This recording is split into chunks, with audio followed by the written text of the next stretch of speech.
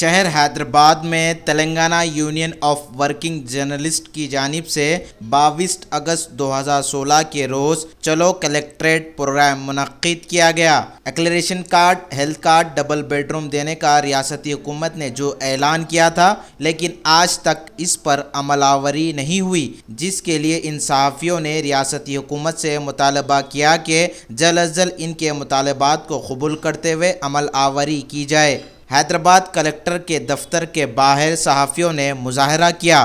Hyderabad joint collector کو TUWJ کی جانب سے ایک میمورنڈم بھی پیش کیا گیا۔ کثیر تعداد میں صحافیوں نے شرکت کی۔ Bureau report INDtoday.com۔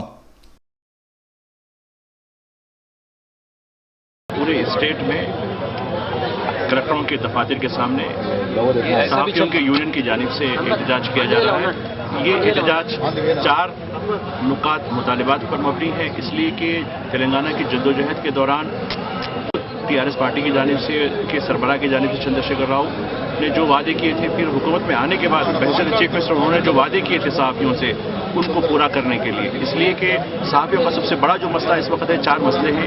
ہیلتھ کا مسئلہ ہے سب سے بڑا، اس لیے کہ جب یونائٹڈ آندھرا میں ہم کو میڈیکل انشورنس کی سہولتیں تھیں، وہ سہولتیں اب برقرار نہیں رہیں۔ ہم کو یہ ہمارا مطالبہ ہے کہ ہم کو میڈیکل سہولتیں تمام صحافیوں کو، اخبارات میں کام کرنے والے، نیوز چینل میں کام کرنے والے اور دوسرے میڈیم آف جرنلزم کے ساتھ کام کرنے والے تمام صحافیوں کو یعنی بلا شرط گورنمنٹ امپلائز کے مساوی میڈیکل سہولتیں دی جائیں۔ دوسرا سب سے بڑا مسئلہ ہمارا ایکلیریشن کارڈ کا مسئلہ ہے۔ ایکلیریشن کارڈ ابھی تک خاص کر اضلاع میں ابھی تک کارڈ جو دیے ہیں وہ پچھلی حکومتوں کے دیے ہوئے کارڈ ہیں جو آندھرا پردیش کے تھے۔ یعنی بڑی شرم کی بات ہے، ہم 26 مہینے مکمل کر چکے ہیں ہمارے قیام تلنگانہ کی، لیکن آج تک ہمیں یہ کارڈ جاری نہیں کیے گئے۔ ہمارا مطالبہ ہے کہ نئے کارڈ جاری کیے جائیں۔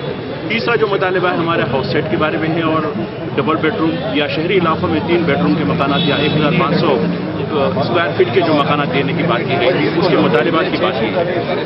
چوتھا جو مطالبہ ہے ہمارا کہ GO 239 اس سے دستبرداری اختیار کی جائے، اس لیے کہ GO 239 کے ذریعے ہمارے ساتھ ناانصافی کی گئی ہے۔ ان 4 مطالبات کو لے کر پورے اسٹیٹ میں خاص کر حیدرآباد کے جو کلکٹر دفتر کے سامنے ہم لوگ احتجاج کر رہے ہیں، یہ 4 مطالبات کو لے کر رہے ہیں اور حکومت سے امید کرتے ہیں کہ یہ مطالبات کو قبول کر لی جائے۔ اگر یہ مطالبات قبول نہیں ہوتے تو ہمیں آنے والے دنوں میں مزید ہمارے احتجاج کو میں شدت پیدا کرنی پڑے گی۔ شکریہ۔